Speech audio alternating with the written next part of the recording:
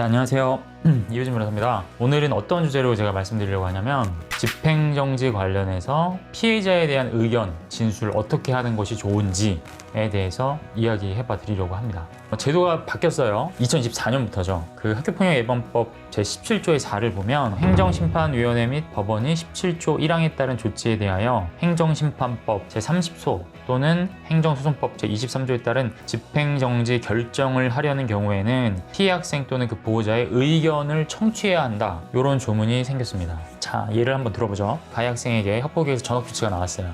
만약에 가해 학생 입장에서 이 전학 조치가 너무 좀 과하다, 부당하다라고 생각이 되면 행정심판이나 소송을 하죠. 심판이나 소송을 하면서 집행정지 신청을 같이 통상합니다. 원래는 전학이라는 징계가 나왔죠. 절차대로 진행돼야 되는 것이 원칙입니다. 이거를 행정법상으로 집행부정지의 원칙이라고 해요. 근데 집행정지 신청이라는 걸 통해서 법원에다 신청을 하고 이게 인용이 되면 집행부정지의 원칙이 예외가 되면서 집행이 정지되는 거예요. 그래서 가해 학생이 전학이 나왔어요. 부당해서 다투려고 하는데 집행은 부정지가 원칙이죠. 그래서 전학 징계 조치는 당연히 이행이 돼야 되고 전학을 가야 됩니다. 하지만 본안소송에서 다투는 동안에만 이 전학의 집행을 정지해달라고 하는 게 집행정지 신청인 거예요. 그래서 예전에는 피해자는 당사자가 아니에요. 그래서 집행정지의 신청인도 마찬가지로 가해자고 피신청인도 전학징계 조치를 내린 교육지원청장이 되거든요. 그렇기 때문에 피해자의 의견과는 상관없이 이것들이 절차가 진행됐어요. 근데 부당하죠. 만약에 집행이 정지가 돼버려서 전학을 안 가면 피해자는 가해자와 같은 학교에서 계속 맞닥뜨려야 됩니다. 그런 불이익이 있기 때문에 피해자의 권리를 증대시키는 것을 위해서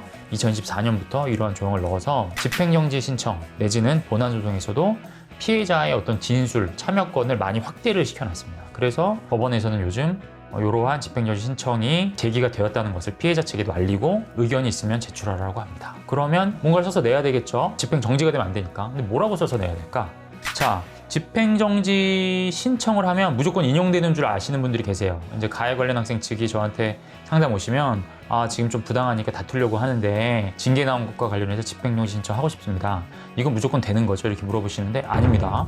집행정지 신청도 하나의 작은 신청 사건이에요. 그래서 될 수도 있고 안 될 수도 있어요. 집행정지 신청이 인용되기 위한 요건이 있습니다. 그럼 피해자 입장에서 어떻게 해야 되겠어요? 1, 2, 3, 4번 요건이 있어야 집행정지 신청이 인용이 돼요, 법적으로. 그럼 1, 2, 3, 4와 관련된 요건이 구비되지 않았음을 항변, 주장, 입증하면 된다는 겁니다. 그러면 일단 요건이 어떤 건지 봐야 되겠죠. 한번 제가 말씀드릴게요. 첫 번째, 본안소송이 적법하게 제기 중일 것. 본안소송이 제기됨을 전제로 집행정지 신청을 하는 겁니다. 행정소송, 행정심판, 이제 취소를 다투는 본안 심판 내지는 소송이죠. 이게 없으면 집행정지 할 수 없어요. 그렇기 때문에 이게 접수가 되어야 되고, 두 번째, 회복하기 어려운 손해 발생의 우려가 있을 것이라는 요건이 있습니다. 자, 좀 말이 어렵죠. 회복하기 어려운 손해 발생의 우려. 조금 더 간단하게 이야기하면 돈으로 전보가 안 되는 손해라는 거예요. 자, 가해자가 전학이 나왔어요. 그럼 전학을 가야 되겠죠. 집행을 가야 되겠죠.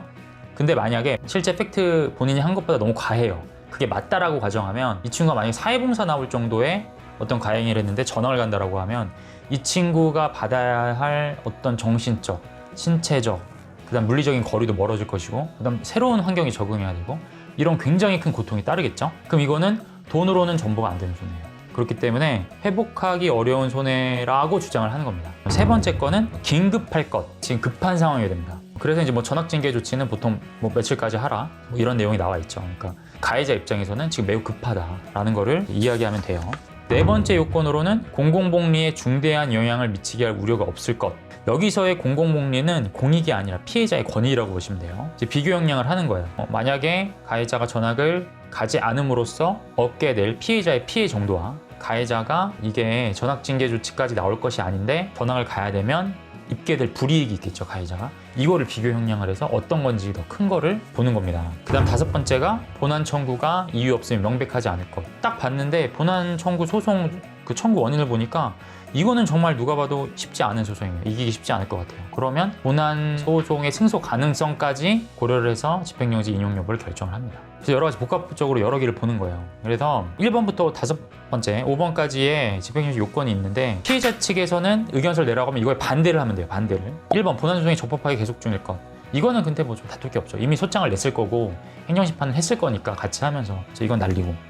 두 번째, 회복하기 어려운 손해 발생의 우려가 있을 것. 대부분 만족을 합니다. 가해자 측에 그 징계를 받음으로써 가해자가 겪어야 될 고통이나 심리적인 어떤 그러한 피해 정도는 금전으로는 전부가 안 되겠죠. 그러니까 2번은 대부분 만족을 하는데, 그래도 불구하고 만약에 가해자가 1, 2, 3호의 조치를 받았다라고 하면 1, 2, 3은 아시다시피 한 번에 한해서 그 기재가 유보되거든요. 그렇기 때문에 피해자 입장에서는 이거는 생활기록부에 기재되지 않는 경미한 조치이기 때문에 회복하기 어려운 손해 발생의 우려가 있는 것이 아니다라고 주장해 봄직합니다. 그다음 세 번째, 긴급할 것이라고 아까 요구를 했죠. 이런 거에 약간 좀 이제 제도의 허점이 있긴 한데, 우리가 합법기 조치결과 통지를 받잖아요. 그러면 만약에 뭐 사회봉사라고 쳐봐요. 그럼 몇 월 며칠 언제까지 이행하라라고 보통 적어요. 교내봉사도 마찬가지고 이행 기간을 보통 합법기에서 정해줍니다. 그럼 그 기간 안에 해야 돼요. 근데 그걸 안 적는 경우도 있어요. 보면 이제 가해자 입장에서는 몇 월 며칠까지 하라고 하는데 지금 점점 시간이 다가온다, 우리가 긴급하다라고 주장을 하면서 이 요건이 만족됨을 재판부에 요청을 할 겁니다. 그럼 피해자 입장에서는 만약에 그 조치결과 통지서상에 날짜가 안 나와 있어요. 그러면 날짜도 지금 나와 있지 않다, 얘는 천천히 해도 된다, 그렇게 주장하면 할 수 있는 거예요. 그러니까 그거는 약간 좀 복불복이긴 합니다만 케이스에 맞게 주장을 하는 거예요. 자, 그 다음에 공공복리에 중대한 영향을 미칠 우려가 없을 것, 이게 어떻게 보면 메인 포인트입니다. 아까 제가 말씀드렸듯이 여기서의 공공복리는 공익이 아니라 피해자의 권익이에요. 그러면 대부분 피해자는 만약에 이 친구가 전학을 안 가거나 아니면 뭐 출석 정지가 안 되거나 그 다음에 학급 교체가 나왔는데 그게 집행이 정지되면 굉장히 큰 불이익을 얻을 수 있단 말입니다. 심리적으로도 그렇고, 만약 같은 반이었으면 계속 마주쳐야 되잖아요. 어떻게 학교 생활 하겠어요? 그런 부분에 굉장히 어필하는 거예요. 지금 이 친구 만나면 어떤 상태고, 어디 병원 다니고 있고, 어디 치료 받고 있고, 이러한 우리가 받아야 될 불이익에 대해서 굉장히 나열을 많이 하는 겁니다. 여기다 힘을 많이 주시는 거예요. 그 다음에 이제 다섯 번째, 본안 청구가 이유 없음이 명백하지 않을 것. 요거는 교육지원청과 어떻게 보면 궤를 같이 합니다. 교육지원청의 조치가 타당했다라고 주장하는 거예요. 가해자 측의 어떠한 그 징계가 부당하다, 취소해달라고 하는 그 청구 원인에 대한 내용이 굉장히 좀 터무니없고, 이 사건은 애초에 승소 가능성이 없다라는 부분을 어필을 이렇게 딱 하는 겁니다. 그렇게 해서 의견서를 내시면 일반인이 썼지만 법리적인 의견서가 될 수도 있어요. 어쨌든 전반적인 큰 궤를 말씀드리면, 집행정지 인용이 되려면 요건이 5가지가 필요하다. 피해자가 만약에 이것과 관련해서 의견을 내려면 이 요건이 만족되지 않는다라는 취지의 어떠한 의견을 내야 되는 거예요. 그래서 1, 2, 3, 4, 5번과 관련해서 각각의 요건에 대해서 이런 부분이 만족이 안 되고 이런 부분이 만족이 안 된다를 어필하시면 됩니다. 집행정지가 예전에는 작은 신청 사건이었지만 요즘 행정심판이나 행정소송의 트렌드를 보면 집행정지 사건을 법원에서도 굉장히 좀 주요하게 봐요. 그래서 2025년 2월 초쯤에 제4회 서울행정법원 열린광자라고 있었습니다. 양재역에 있는 행정법원에서 학교폭력 행정소송을 주제로 판사님들이랑 변호사님들이랑 교육청 실무자들이랑 좀 이야기 논의하고 했었거든요. 집행정지 사건과 관련해서 본안 사건보다 더 많은 심리가 이루어지는 경우가 많다고 판사님께서 말씀을 하시고, 실질적으로 제가 해봐도 원래 집행정지 사건이 좀 신속하게 돼야 되는데 요새는 너무 심리를 굉장히 좀 빠삭하게 하다 보니까 점점 길어지고 있어요, 심리가. 그러니까 어떻게 보면 집행정지가 본안 사건의 초기 전 단계의 작은 소송이었는데 그것이 점차 그 심리의 중요성과 그 집중도, 관심도가 굉장히 좀 높아지고 있는 그런 상황입니다. 그래서 집행정지 사건에서 좋은 결과를 만들어내면 본안 소송에서도 당연히 좋은 결과가 나올 가능성이 높아지겠죠. 물론 이제 독립된 사건이긴 하지만 현대 트렌드는 집행정지 사건에 되게 많이 심혈을 기울이고 재판부에서도 여기를 많이 보고 있다라는 것까지 좀 알려드리도록 하겠습니다.